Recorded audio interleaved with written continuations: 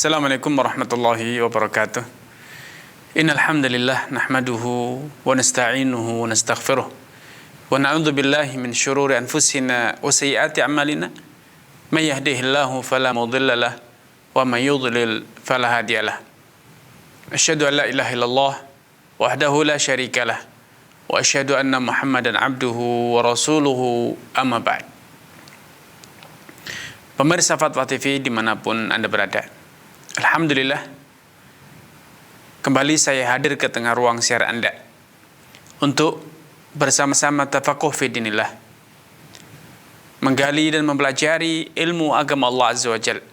Semoga Allah Subhanahu wa taala menambahkan hazanah keilmuan kita, mengobarkan semangat untuk terus beramal dan bertaqarrub kepada Allah dengan bekal ilmu serta ketulusan niat dalam menjalankan ubudiyah kepada Allah.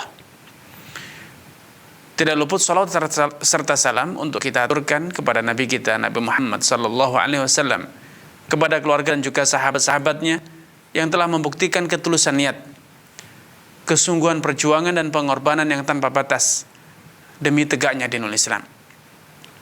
Semoga Allah Subhanahu wa taala senantiasa meridhai sahabat-sahabat Rasulullah SAW dan kemudian berkenan mempertemukan kita dengan mereka kelak di dalam jannahnya. Amin ya rabbal alamin.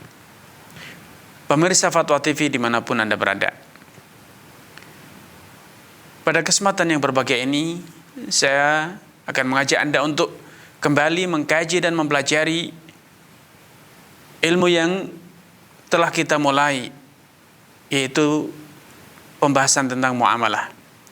Dan pada kesempatan ini kita sampai pada pembahasan tentang ijarah atau yang dikenal dengan sewa menyewa. Al-Imam Al-Mu'allif rahimahullah ta'ala, Al-Imam Abu Syuja' mengatakan, wa kullu ma amkana al-intifa'u bihi ma'a baqa'i 'ainihi sahhat ijaratuhu. Beliau katakan semua benda, semua hal yang bisa dimanfaatkan,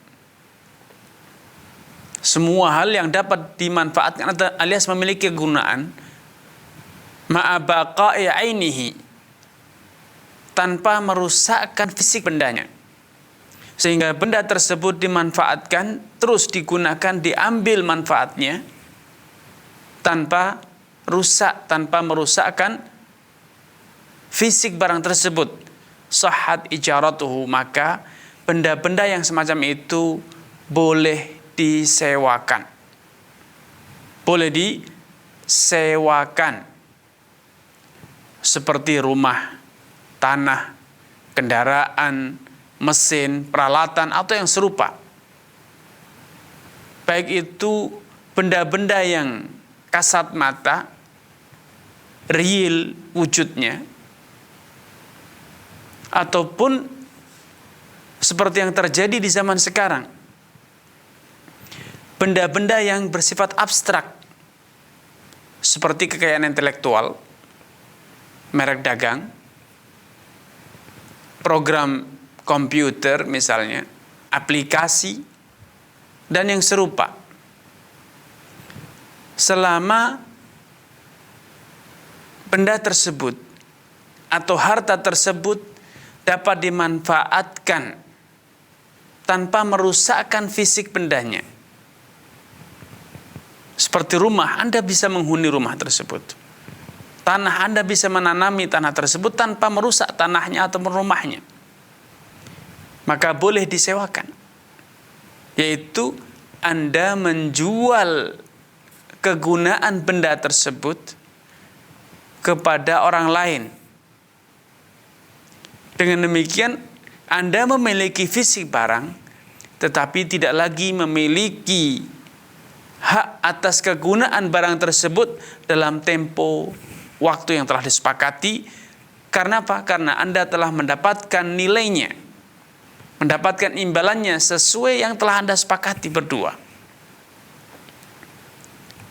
Berbeda dengan benda-benda yang pemanfaatannya harus dengan cara merusakkan atau dengan cara menyerah terimakan benda tersebut fisiknya, seperti makanan misalnya, maka makanan itu akan dimanfaatkan dengan cara dimakan. Maka habislah makanan tersebut. Maka makanan tidak mungkin disewakan. Kemudian benda-benda yang pemanfaatannya dengan cara dibelanjakan seperti uang. Uang tidak mungkin disewakan. Kenapa? Manfaat uang itu dengan cara diapakan? Dengan cara digunakan untuk berbelanja, membeli. Maka tidak mungkin ada sewa menyewa uang. Kenapa? Karena pemanfaatannya dengan cara dibelanjakan. Sehingga walaupun ketika jatuh tempo Anda akan mengembalikan, maka yang dikembalikan bukan fisik uang yang Anda sewa atau Anda ambil dari pemiliknya, tetapi Anda akan mengembalikan uang lain yang senilai. Sehingga ini tidak dapat dikatakan sebagai sewa menyewa. Atau benda-benda yang bersifat abstrak seperti yang ada di zaman sekarang, program komputer, aplikasi, atau misalnya kekayaan intelektual, merek dagang, dan yang serupa, hak paten, yang ketika itu dimanfaatkan atau digunakan, tentu pihak yang menggunakannya akan mendapatkan manfaat. Kenapa? Dengan program komputer, pemilik atau penyewa, dia akan mendapatkan manfaat, memudahkan pekerjaannya. Sedangkan programnya itu sendiri, itu tetap menjadi milik siapa? Menjadi milik pencetusnya, pemilik program tersebut. Walaupun di masyarakat salah kaprah mereka menyebut dengan membeli program, baik itu program komputer atau aplikasi, misalnya antivirus misalnya. Anda mungkin berkata, saya membeli antivirus untuk saya install di komputer saya untuk melindungi, memproteksi apa? Memproteksi data-data yang ada di komputer saya. Berapa nilainya? Mungkin Anda berkata nilainya 10 juta, 20 juta. Ya, itu sejatinya adalah sewa menyewa. Karena Anda tidak membeli programnya. Anda hanya mendapatkan manfaat hak guna. Hak menggunakan program tersebut dalam satuan tertentu. Anda membeli atau membayar sejumlah uang untuk kemudian diberi lisensi, diberi serial number untuk Anda gunakan menginstal program tersebut di 1 unit komputer, 2 unit komputer. Kemudian setelah diinstal Anda bisa memanfaatkannya. Maka ini tidak memenuhi kriteria jual beli, karena perusahaan pemilik program tersebut akan kembali, ya, dalam tanda kutip, menjual program terus menjualnya kepada orang lain dengan cara yang sama, sehingga sejatinya ini adalah akad sewa menyewa. Anda hanya menyewa aplikasi tersebut dalam satuan 1 unit atau 2 unit komputer yang Anda miliki. Lain halnya ketika Anda betul-betul memesan program kepada programmer yang dia akan membuat satu aplikasi, membuat satu program yang betul-betul dijual kepada Anda. Karena aplikasi itu betul-betul akan menjadi milik Anda, dan Anda yang berwenang mutlak untuk memanfaatkan aplikasi tersebut. Dan bahkan programmer tidak lagi boleh memberikan program itu kepada orang lain. Kalau ada orang lain yang menginginkan aplikasi yang serupa, program serupa, maka programmer harus membuatkan ulang. Nah, itu baru yang disebut dengan jual beli. Kesimpulannya, akad sewa menyewa yang didefinisikan oleh al-mu'allif di sini, kullu ma amkana lintifa' bihi ma'a baqa'i 'ainihi sahha tijaratuh. Semua benda, semua hal yang dapat dimanfaatkan dengan tetap mempertahankan fisik benda tersebut, fisik harta tersebut, baik harta yang bersifat real, rumah, tanah, kendaraan, mesin atau yang serupa, ataupun yang bersifat abstrak seperti program komputer, aplikasi atau yang serupa. Ma'abaqa ini, maka sahhat ijaratu, itu boleh disewakan. Dengan demikian, ketika muallif mengatakan sahhat alias sah, ya, sah disewakan. Ketika suatu akad dikatakan sah secara hukum, maka ketahuilah bahwa kata-kata sah secara hukum itu memiliki arti yang sangat dalam. Dalam literasi ilmu fikih, suatu amalan, suatu akad dikatakan sah, maka itu artinya adalah amalan tersebut akan menghasilkan konsekuensinya. Kalau itu ibadah, maka kata sah artinya adalah menggugurkan kewajiban, sehingga Anda yang menjalankan ibadah itu tidak lagi dituntut untuk mengulangnya atau melakukannya lagi. Dan Anda juga tidak lagi disiksa, tidak lagi diazab, karena Anda telah tidak lagi dicela, karena Anda telah menunaikan kewajiban. Itu yang disebut dengan kata sah.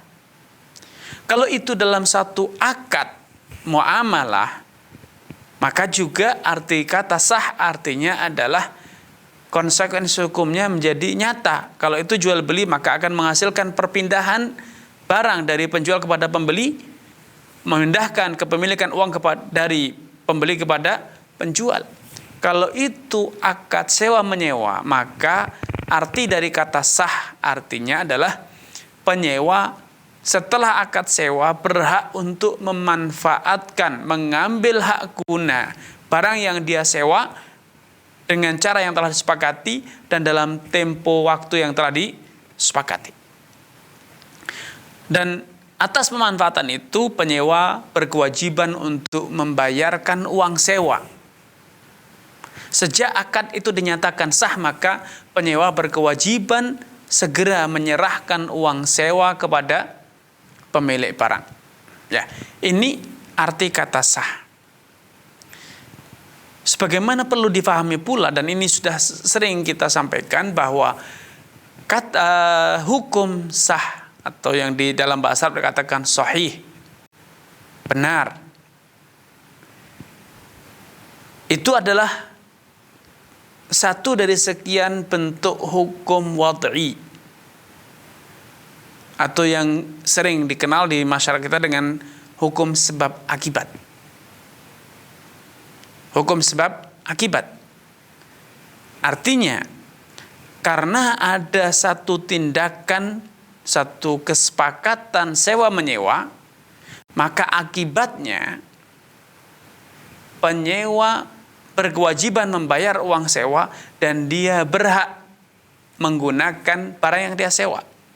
Sebagaimana pemilik barang berkewajiban menyerahkan barang yang dia sewakan untuk dimanfaatkan oleh penyewa. Dan sebagai imbalannya dia berhak mendapatkan uang sewa. Ini yang disebut dengan hukum wad'i.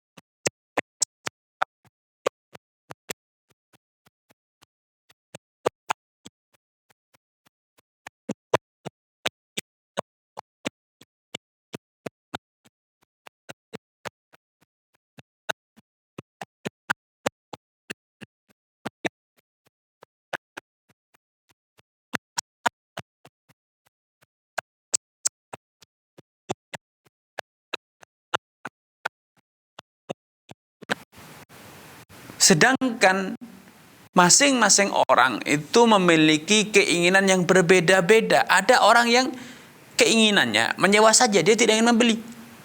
Ada orang lain yang ingin membeli, dia tidak ingin menyewa. Ada orang lain yang tidak ingin menyewakan, tidak juga ingin menjual, namun ia ingin memberi hibah. Tidak ada batasan dalam hal ini. Maka itu hukumnya mana yang harus dilakukan? Menyewa atau membeli atau meminjam atau meminta? Semuanya itu hukum asalnya mubah. Silahkan. Tidak ada yang melarang.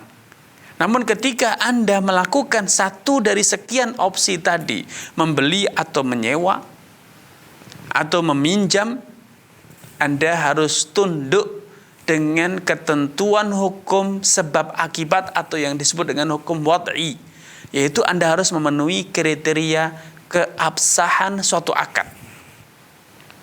Karena ketika Anda menjalankan akad dengan cara-cara yang menyimpang, dengan cara-cara yang tidak sesuai dengan ketentuan syariat, maka Anda bisa jadi terjerumus dalam pelanggaran yang itu nanti akan menghasilkan satu kesimpulan hukum baru, yaitu hukum halal dan haram. Seperti halnya dengan dalam akad sewa menyewa.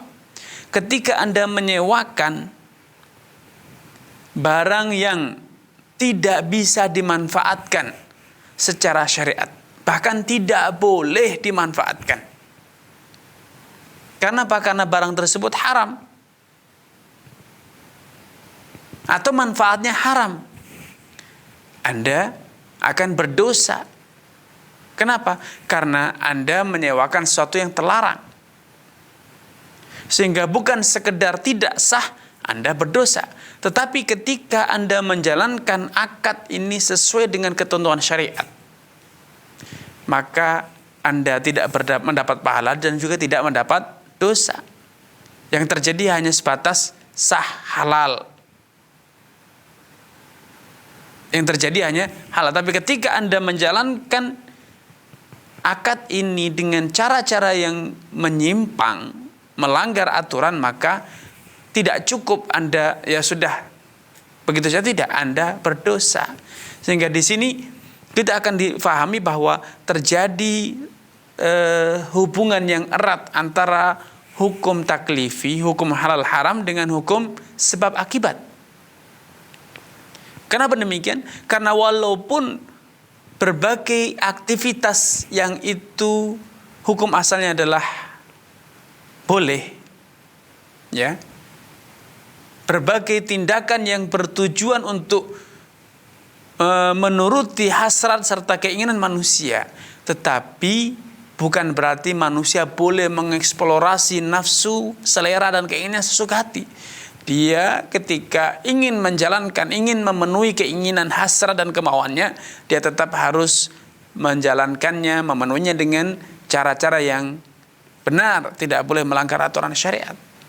Sehingga sesuatu yang tidak boleh disewakan, tidak boleh disewakan. Seperti Anda misalnya menyewakan masjid kepada orang yang ingin sholat, haram hukumnya. Harta yang Anda dapat haram. Sebagaimana seorang wanita ketika melakukan pekerjaan yang itu tidak boleh dia lakukan. Wanita menjual jasa berupa misalnya melakukan satu tindakan yang haram karena berinteraksi dengan lawan jenis. Ya. Misalnya seorang wanita menjalankan terapi akupuntur, kalau pasiennya laki-laki, sehingga dia akan bersinggungan dengan lawan jenis, maka ini haram. Karena ini telah melanggar aturan syariat. Atau wanita menyewakan kecantikannya untuk dijadikan sebagai foto model. Ini haram karena manfaat kecantikan bukan untuk dieksplorasi, dimanfaatkan, disewakan, namun untuk disuguhkan, untuk diberikan kepada suami. Bukan karena tidak ada nilainya, karena nilainya terlalu mahal, tidak mungkin bisa dibayar dengan dunia beserta isinya. Nilainya terlalu mahal. Sehingga hanya suamilah yang bisa dan boleh dan yang mampu memberikan imbalannya. Seperti yang disabdakan Nabi SAW, "Idza shalatil mar'atu khamsaha wa shamat syahraha wa ata'at ba'laha qila laha yaumal qiyamah udkhulil jannah min ayyi abwabiha syi'ti. Kalau seorang wanita itu telah rajin menunaikan sholat 5 waktu, senantiasa puasa Ramadan, dan dia senantiasa tunduk dan patuh kepada suaminya, maka kelak di hari kiamat akan dikatakan kepadanya, silahkan engkau masuk ke dalam surga dari pintu manapun yang engkau suka. Subhanallah. Itulah imbalannya. Kenapa? Itulah alasan kenapa wanita tidak boleh menjual manfaat kecantikannya kepada orang lain. Dia hanya boleh memberikannya kepada suaminya. Ya, kembali kepada tema kita soal menyewa. Al-Mu'allif mengatakan, wa kullu ma amkanal intifa'u bih. Semua benda, semua hal yang bisa dimanfaatkan. Di sini Al-Mu'allif menggunakan kata-kata amkana, memungkinkan untuk dimanfaatkan. Baik memungkinkan secara natural, secara de facto memang barang itu bisa dimanfaatkan karena memang memiliki manfaat, memiliki kegunaan, atau memungkinkan untuk dimanfaatkan secara aturan syariat, maka boleh disewakan. Tetapi ketika suatu barang itu tidak mungkin dimanfaatkan secara hukum alam, karena barangnya misalnya, barangnya tidak ada manfaatnya, barang sudah rusak, barang sudah rapuh, rumah sudah sesaat lagi roboh, maka tidak mungkin dimanfaatkan. Ketika Anda paksakan, Anda sewakan, maka ini bisa masuk dalam kategori gharar, memakan harta orang lain dengan cara-cara yang batil. Kenapa? Karena itu barang ketika Anda sewakan akan mencelakakan penyewanya. Anda harus sampaikan bahwa rumah ini tidak layak huni, bahkan mengancam siapapun yang berada di dalamnya. Anda tidak boleh sewakan, atau barang tersebut secara aturan syariat tidak boleh dimanfaatkan secara sewa menyewa, namun itu harus diberikan begitu secara cuma-cuma. Misalnya apa? Misalnya Anda memiliki hewan jantan, Anda tidak boleh menyewakan hewan jantan tersebut, pejantan Anda, untuk kemudian diambil manfaatnya dengan cara apa? Digunakan untuk mengawini betina, hewan ternak betina milik tetangga Anda atau kawan Anda. Tidak boleh. Kenapa? Karena manfaat mengawinkan ini termasuk manfaat yang tidak boleh diperjualbelikan. Karena pertama, selain itu sesuatu yang tidak bisa dipastikan, tidak ada jaminan bahwa betina yang dikawinkan itu akan bunting. Kedua, itu sesuatu yang sangat hina dina. Allah Subhanahu wa ta'ala mensifati air mani manusia dengan kata-kata mimma'in mahin, sebagai cairan yang sangat hina dina.